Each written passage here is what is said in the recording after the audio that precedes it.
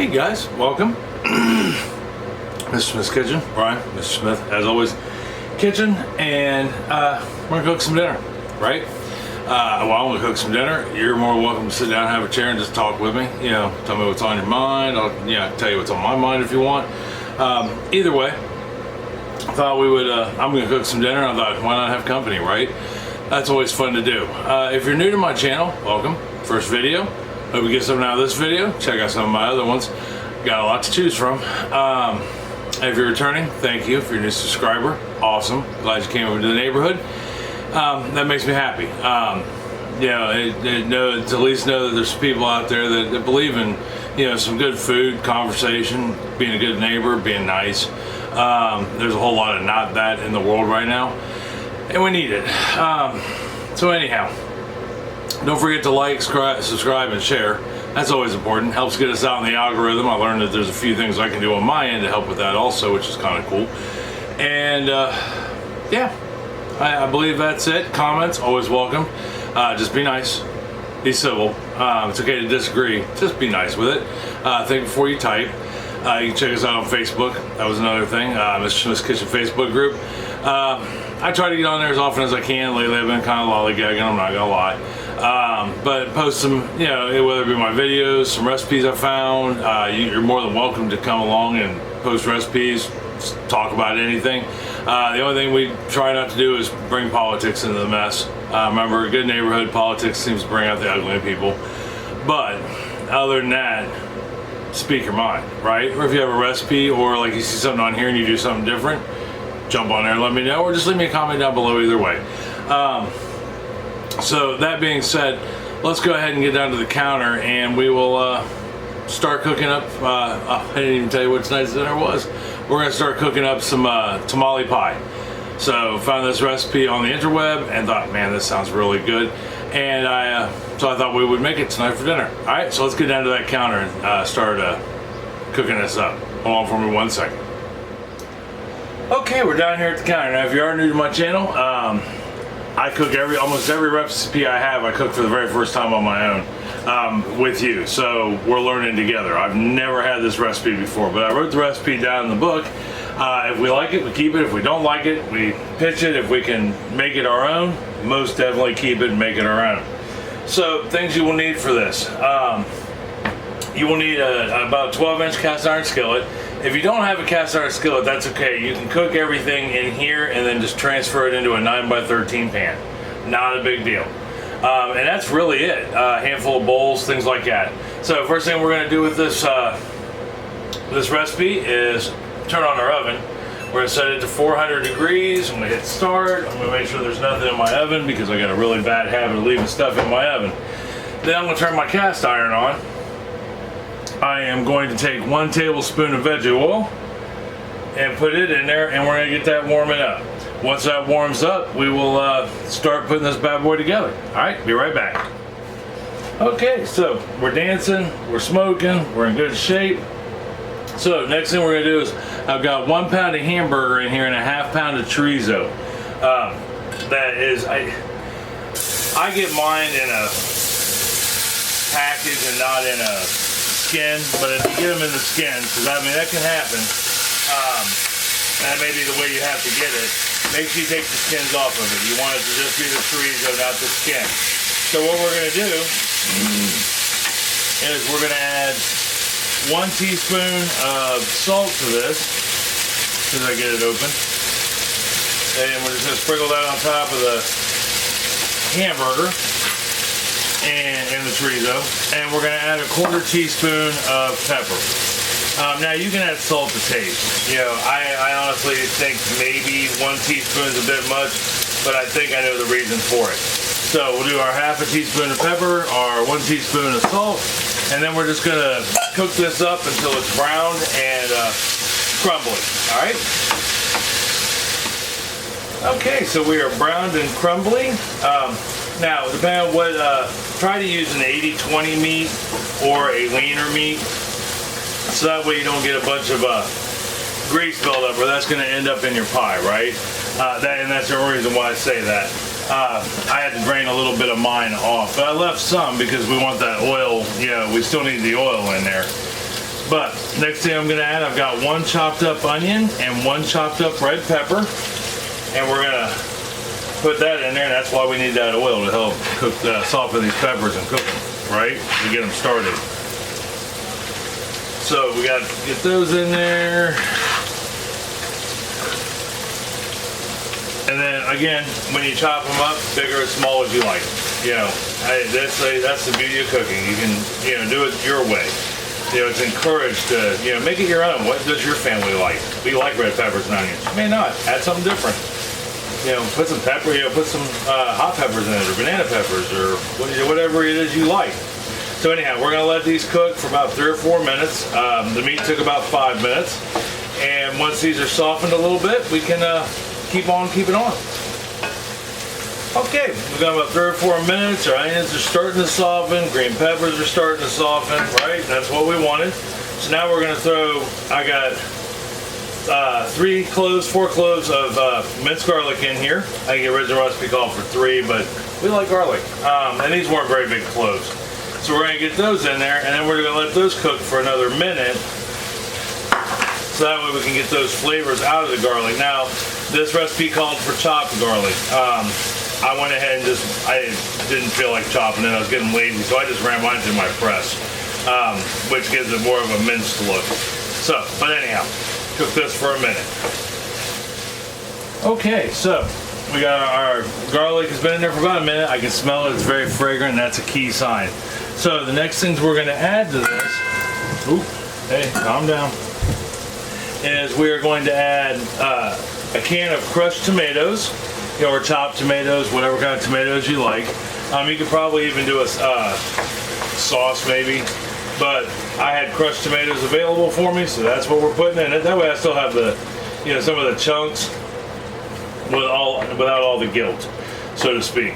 All right, so we got our crushed tomatoes in there, and then we are going to add, I know you noticed that my pan keeps spinning. That's because my pan is a spinner, but it still works. But anyhow, tomatoes. It called for 1 can of kidney beans. I am not a fan of just kidney beans on their own. So, and I was reading the comments on this recipe, and somebody had ordered, had put chili beans in it and left the sauce. And I thought that sounds amazing because it doesn't get any real spices other than the salt and pepper and one more thing. So I wanted to put the chili beans in. I got mixed chili beans, so it's got a little bit of everything in it. And I got that chili sauce because the original recipe called for kidney beans, and they wanted you to drain the kidney beans and rinse them. I want that flavor, so I left the sauce in it, and I used chili beans, mixed chili beans. Next thing we're going to add to this, which I think is the last thing, as soon as I find it, is adobo sauce. All right, now if you can find adobo sauce in your grocery store, and I thought I could, but I couldn't. You can use a can of adobo chili or chipotle chilies and adobo sauce, and just take some of the sauce out of it. Take a teaspoon of it out of it. You know, you can say it's a waste, but you can freeze those chilies. And I think the next time I make this, if we make it again, I know it smells fantastic. I'll probably put a couple of the chipotle chilies in it, but I usually just freeze the chilies I don't use because I have a couple dishes that call for it. So now what we're going to do is I'm going to get cleaned up a little bit here, but we're just going to let that come to a simmer and let it simmer for a little bit. I'll turn it down a little bit.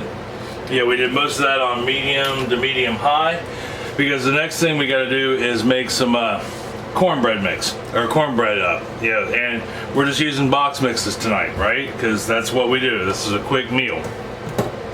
So I'm gonna take my 3 cups of pepper jack cheese, set it right there, and we will, let me get the camera changed, get some things cleaned up, and then we'll make some cornbread mix. All right, I'll be right back.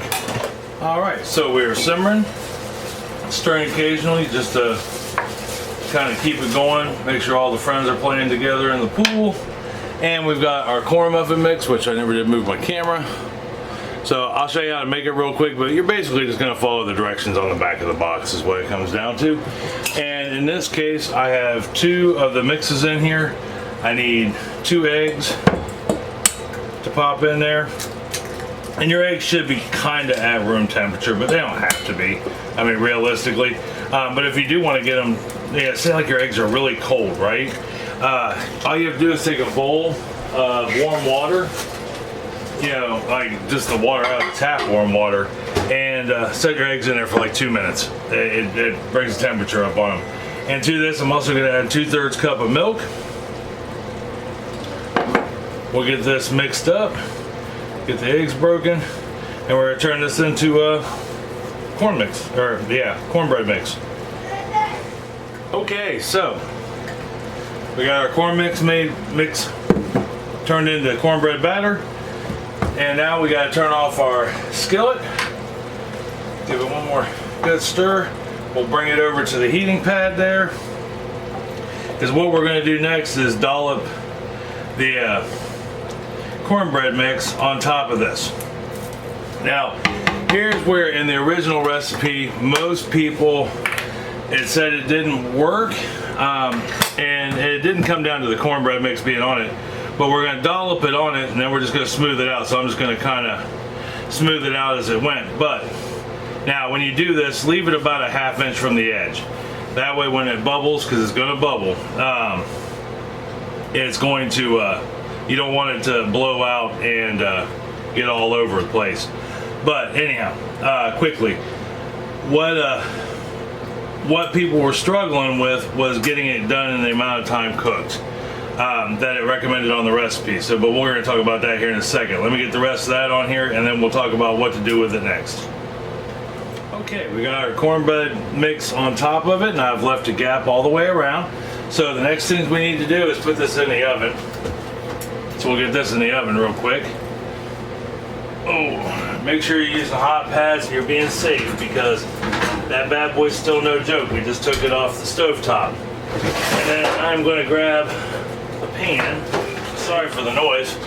And I'm going to take this as a safety precaution, and I'm going to put it on the rack below it. Now, if you don't have a rack, you only have one rack per se, put it right underneath the pan. So, but I'm going to put that underneath there. Now, here's where people ran into problems, right, so to speak, and is they ooh, what are we doing there? Let me back you up some. There we go. The original recipe called to bake this for 15 to 20 minutes at 400 degrees Fahrenheit. So what I'm going to do is I am going to set my timer for 30 minutes. And you're saying, yeah, but Brian, that's not 15 to 20. And you're right, it's not. Hands down, math is math. But every person that was in the comments said that it wasn't done in a allotted time on the recipe. So most of them went 30 to 35 minutes. Remember, everything we did is cooked. So all we have to do is basically make cornbread. So I'll check it at 20 minutes and see if it's done, if it's golden brown or not. I did forget something real quick. Let's put it on there. Yeah. And that's cheese. 2 cups of pepper jack cheese. So I'll open up the oven real quick, and we're gonna sprinkle that all over the top. Okay, sorry about that. I completely forgot the pepper jack cheese in many ways. We were supposed to put a cup into the cornbread mix, which I did not do. Shame on me. But it's okay. It's okay. So what I did was I took 2 cups of pepper jack cheese and I sprinkled it on top, which you're supposed to do anyhow. So you should have had 3 cups total, 2 cups going in, 1 cup to sprinkle on top. And what I'll do is with this remaining cup is I'll sprinkle it on top near the end of the process. So back to the story. Everybody was doing 30 to 35 minutes to find it happens. Now, not ever making this before, I don't know, so I can't tell you. But I know from experience that, when you make dumplings, for example, you put the dough in the liquid and it makes a dumpling. I am going to guess that would be the same case with this pie crust being cornbread. It's sitting on top of a wet, saucy substance, so the bottom of it is probably going to be a little moist, versus, or a little doughy, so to speak, versus just solid cornbread all the way around. Remember, it's not going to get golden brown on the bottom, it's sitting in sauce. So we're going to I'm going to set it for 30, I'll check it at 20. If it's not quite done most of the way through, then I'll let it sit for the 30 to 35. So when I come back, and either way it goes, we'll pull them out of the oven and take a look at it. All right, I'll be right back. Okay, so we already got it. I got it out of the oven. It did take 30 minutes. Ooh, about to drop you. It did take us 30 minutes to make it. And even at 20 minutes, I mean, it looked close. The comments were right. 30 minutes is about the magic number. And I think it turned out, it looks great, smells fantastic. I did, like I said, I let it rest for 10 minutes. And my battery's about to die on my camera. So I will move as quick as possible. But all the same, there we are. That's what she looks like. Nice and golden brown on top. It's firm. You know, just like cornbread should be. And me and Chris were talking. I'm gonna go ahead and serve up some so we can see what it looks like on the inside. And you know, even though this was called an enchilada, or not an enchilada, but a tamale pie, it's more like a Tex-Mex. So I think we should rename it, make it a Tex-Mex pie, and that way it's more proper. Although, I mean, it's got a lot of good stuff in it all the same. Oh yeah, that looks good, and it soaked up that juice on the bottom like it should. It's got a line of, you know, not quite, I mean, it's done, but it's still moist and soft and all that stuff like it would be if it's sitting in juice. The cheese actually went all the way through, and there we are right there. I think that looks just amazing.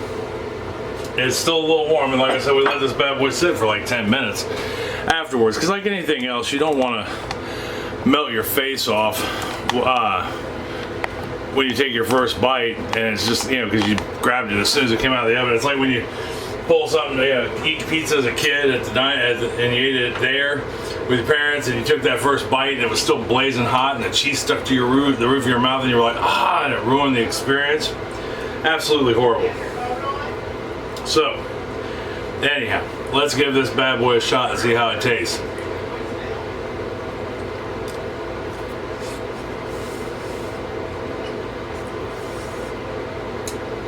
It's good. Hot. It was definitely hot. But it tastes amazing. I mean, that's really good.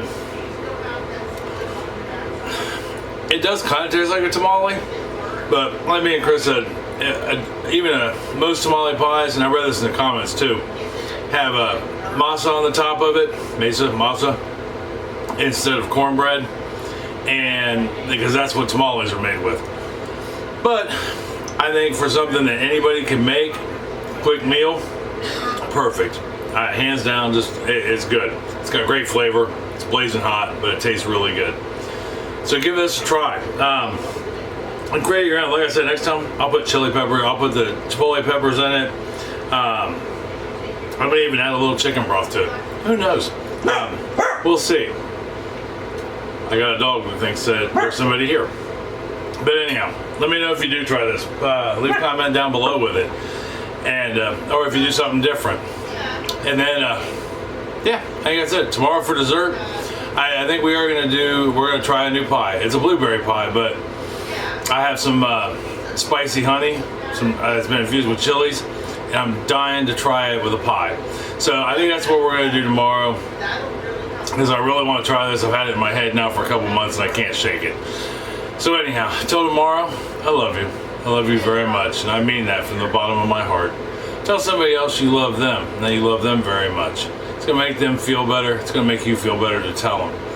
Make them this invite them over for dinner. It'll start a great conversation, that'll lead to a whole evening of conversation. You can't beat that, really, right? So till tomorrow, I love you. I'll see you then, all right? Bye.